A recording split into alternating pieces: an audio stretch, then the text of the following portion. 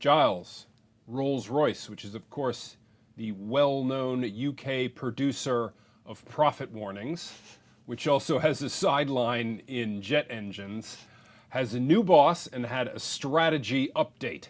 What is the new boss doing to put an end to the failures of communication and prediction at that firm? Well, this new boss has had a terribly quick induction into Rolls-Royce's ways. The first thing he had to do in July was announce a profit warning, another one a couple of weeks ago, and today he's announced the operational review that will hopefully fix this for Rolls-Royce. Now, here at Lex, we're trying to distinguish between two kinds of ignorance that Rolls-Royce has shown.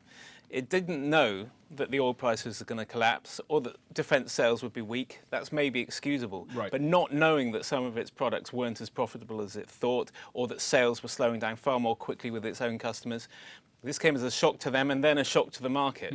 So do we have a sense of what the problem was?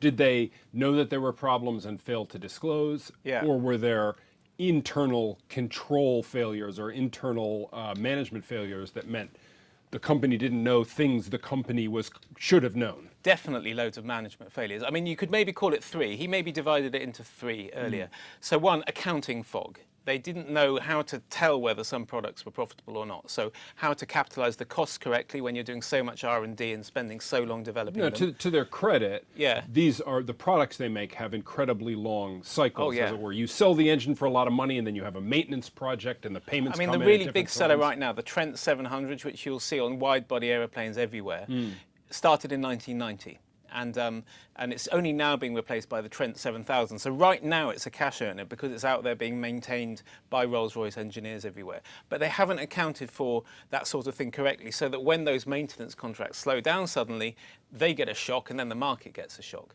They also have what he called, being a geek from a technology firm, ARM is where he came over from, operational software problems, which I think in English means one part of the company not talking to another part of the company. So the salespeople not talking to the operational people back home and saying... That sounds like a solvable problem. Both of these, in fact, sound like solvable problems. There should be accounting systems that should allow you to have visibility to the profitability of the products you're selling, and it should be possible for people to talk to one another across branches. Yeah, and you would have thought, and there's one thread that guides that ties the two together, which is cost. Too many committees, too many subdivisions, too many different technologies means too many lines of communication that can break down, and too much cost. And cost is one of the reasons that they can't sell these engines slightly more cheaply and have less of an extreme long path to profitability. So if he solves this organisational complexity, he solves the cost, he can see more clearly through the accounting issues, and suddenly that £70 billion order book looks like a better buy.